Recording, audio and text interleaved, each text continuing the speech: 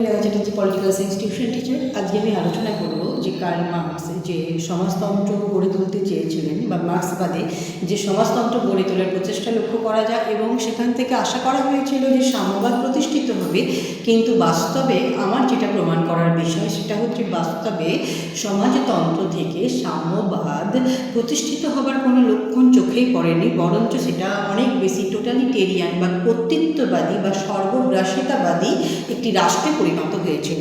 Karl Marx বলেছিলেন বা মার্ক্সবাদীরা বলেছিলেন যে পুঁজিবাদী সমাজে যে দুটি শ্রেণী থাকে, একটি শাসক শ্রেণী বা শোষক শ্রেণী, সেটি হচ্ছে পুঁজিপতিরা, এবং একটি শোষিত শ্রেণী, সেটা হচ্ছে শ্রমিক শ্রেণী। এবং এই শ্রমিক শ্রেণীটি হচ্ছে বিপ্লবী শ্রেণী, কারণ তারা হচ্ছে সব থেকে শোষিত শ্রেণী সমাজের মধ্যে, তাই তারা বিপ্লবের চালিকা শক্তি হিসাবে কাজ করবে সমস্ত শক্তিটা, এবং তারা বিপ্লব করে সমস্ত রাষ্ট্রশক্তি যখন নিজেদের হাতে করায়ত্ত করবে তখন সেটা হবে সমাজতন্ত্র, যেখানে প্রাইভেট প্রপার্টি আর থাকবে না, মানুষের ব্যক্তিগত সম্পত্তি বিলুপ্ত হবে এবং টোটাল সম্পত্তিটা সমাজের হাতে আসবে, এবং সোসাইটির মেম্বার হিসাবে সবাই কিন্তু সেখানে কাজ করবে এবং সবাই তার মজুরি পাবে। এই হচ্ছে সমাজতন্ত্র, যেখানে প্রাইভেট প্রপার্টি থাকবে না, টোটালটাই হয়ে যাবে সোসাইটির প্রপার্টি।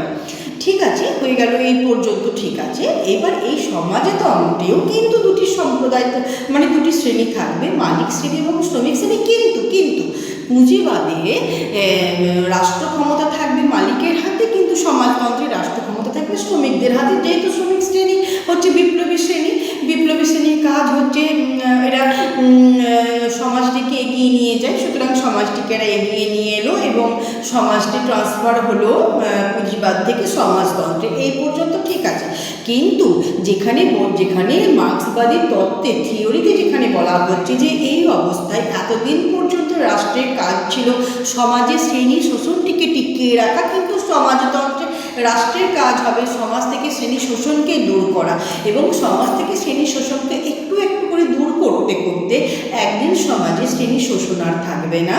তাহলে শ্রেণী শোষণ থাকবে না, সেদিনকে আলাদা করে উচ্চ শ্রেণী, অর্থনীতির দিক থেকে উচ্চ শ্রেণী নিম্ন শ্রেণী এইগুলো থাকবে না, সেদিন শ্রেণী বিভাজনটি লোপ পাবে। তাহলে শ্রেণী বিভাজন যেদিন লোপ পাবে, শ্রেণী বলে যখন আর কিছু থাকবে না, সব যখন ইকুয়াল হয়ে যাবে, তখন শ্রেণী শোষণ করা কিংবা শ্রেণী শোষণকে দূর করা, যে নিমিত্তই রাষ্ট্র নামক যন্ত্রটি কাজে লাগুক না কেন, সেই যন্ত্রটির আর প্রয়োজন থাকছে না, সেদিন রাষ্ট্রটি কিন্তু আস্তে আস্তে বিলুপ্ত হবে এবং রাষ্ট্রহীন একটি সাম্যবাদী সমাজ গড়ে উঠবে।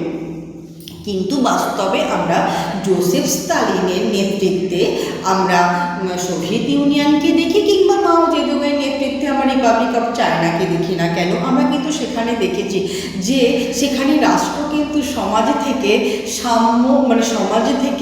অসাম্য বা বৈষম্যকে দূর করে ক্রমশ রাষ্ট্রটি আস্তে আস্তে ঢিলা হতে চলেছে, এবং ঢিলা হতে হতে রাষ্ট্রটি দূর হবে এরকম কোনো লক্ষণ কিন্তু খুঁজে পাওয়া যায়নি। বাস্তবে রাষ্ট্রটি কিন্তু অনেক বেশি স্ট্রং হয়ে গেছিল, অর্থাৎ মার্ক্সবাদী যে স্রোতে হেঁটেছিল তার বিপরীত স্রোত কিন্তু অ্যাকচুয়ালি প্র্যাকটিক্যালি দেখা গেছিল। এবং বাস্তবে এর জন্য অনেকে বলবেন যে তা বলে কি তত্ত্ব ভুল? না, তা বলে তত্ত্ব ভুল নয়, কিন্তু বাস্তবের নিরিখে তত্ত্ব কিন্তু কখনো সঠিক যেতে পারে বলে মনে হয় না। আমি খুবই সাধারণ একজন মানুষ, তবু আমি বলছি বাস্তবে নিরিখে এই তত্ত্বকে কোনোদিন প্রতিষ্ঠা করা যাবে বলে মনে হয় না।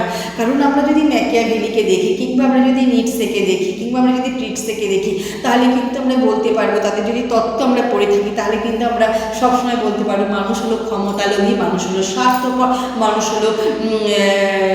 হলো লোভী। তাই এরকম ক্ষমতা লোভী যে মানুষ প্রকৃতিতে, এমনকি হবসের মতো, যে মানুষ প্রকৃতিতে ক্ষমতা লোভী, স্বার্থপর, ক্ষমতা লিপ্সু, সেই মানুষ যখন, কারণ এই রাষ্ট্র নামক যন্ত্রটা নিশ্চয়ই অন্য কোনো মানুষ ব্যতীত অন্য কোনো পশু নিশ্চয়ই পরিচালনা করবে না, তাই যে রাষ্ট্র নামক যন্ত্রটিকে মানুষেরা পরিচালিত করবে, সেই মানুষেরা যদি মানসিকভাবে ক্ষমতা লোভী, ক্ষমতা পিপাসু, স্বার্থপর এই সমস্ত প্রকৃতির হয়ে থাকে, তাহলে তাদের হাত দিয়ে এই যন্ত্রটি কীভাবে বিলুপ্ত হবে সেই ব্যাখ্যা আমি আজ পর্যন্ত খুঁজে পাইনি। খুবই সাধারণ মানুষ, তবু বলবো আমি আজ পর্যন্ত পর্যন্ত খুঁজে পাইনি। এই নিয়ে অনেক পড়াশোনা করছি, কিন্তু আজ পর্যন্ত আমি খুঁজে পাইনি। ভবিষ্যতে আশা করে থাকবো যদি কেউ খুঁজে পায় তার কাছ থেকে সদুত্তর পাওয়ার জন্য আমি প্রতীক্ষায় রইলাম। আমার ভিডিওটি যারা ভালো লেগে তারা অতি অবশ্যই লাইক এবং কমেন্ট করে আমাকে আরও উৎসাহিত করবেন। আমার চ্যানেলটিকে সাবস্ক্রাইব করে না থাকলে সাবস্ক্রাইব করে নেবেন। অনেক ধন্যবাদ।